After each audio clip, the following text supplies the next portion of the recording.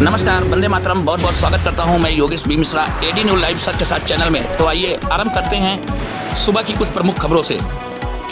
सूरत शहर में एक सनसनीखेज का मामला सामने आया है, जिसमें अडाजन में स्थित एक शीतल फोटो स्टूडियो में रिसेप्शनिस्ट अर्जुन काथारिया ने एक विवाहित महिला को ब्लैकमेल किया और उसके साथ दुष्कर्म किया।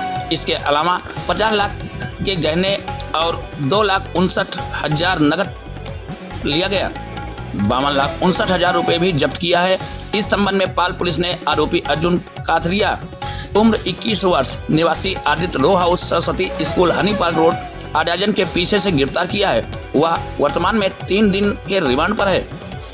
लाल दरवाजा की एक विवाहिता महिला अपनी बेटी की एक फोटोशूट के लिए शीतल फोटो स्टूडियो में गई, जहां उन्होंने रिसेप्शनिस्ट अर्जुन काथरिया के साथ मुलाकात हुई और अर्जुन को पीड़ित से अवगत कराया गया और पीड़ित के साथ संपर्क बढ़ाया।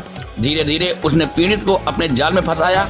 वहीं जून 2024 में अर्जुन ने पीड़ित की रेडर मसाल सर्कल से मिलने के लिए बुलाया और होटल ले जाने की बात की, जहां पर उक्त घटना को अंजाम दिया गया। तो ये रही अब तक की खबर। फिर मिलता हूं किसी बड़ी खबर के साथ।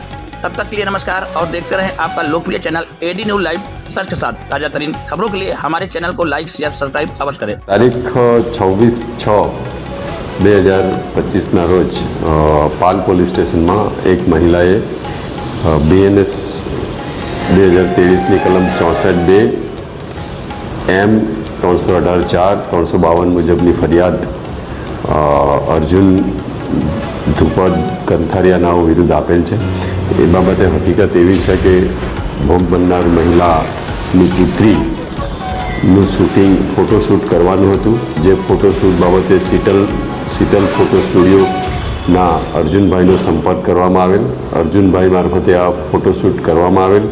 જે બાદ મહિલા અર્જુનભાઈના સંપર્કમાં આવતા અર્જુનભાઈએ એને લલચાવી ફોસલાવી પ્રલોભનો આપી એની પાસેથી પૈસા ઉછીના માગવાની શરૂઆત કરેલી।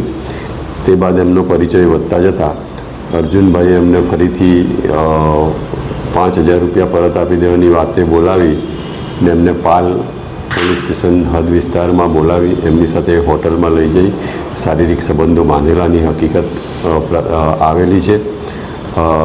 તે બાદ અર્જુનભાઈએ મહિલા પાસેથી 52,49,000થી 49,000 જેટલાના સોનાના દાગીનાઓ અવારનવાર પડાવી લીધેલા છે, જે બાબતની ફરિયાદ આવતા ગુનો રજીસ્ટર કરવામાં આવેલ છે। આગળની તપાસ ચાલુમાં છે। આરોપી અટક કરવામાં આવેલ છે। આરોપીના 3 દિવસના રિમાન્ડ મેળવી જે મુદ્દામાલ જે આપવામાં આવેલ છે મહિલા દ્વારા એ કબજે લેવાની કાર્યવાહી હાલ ચાલુમાં છે। હાલ અત્રેના રેકોર્ડ પર એવું કોઈ ઉપલબ્ધ નથી કે અગાઉ કોઈ આરોપી વિરુદ્ધ કોઈ ગુનો દાખલ થયેલો હોય। હાલ તપાસ ચાલુ હોય।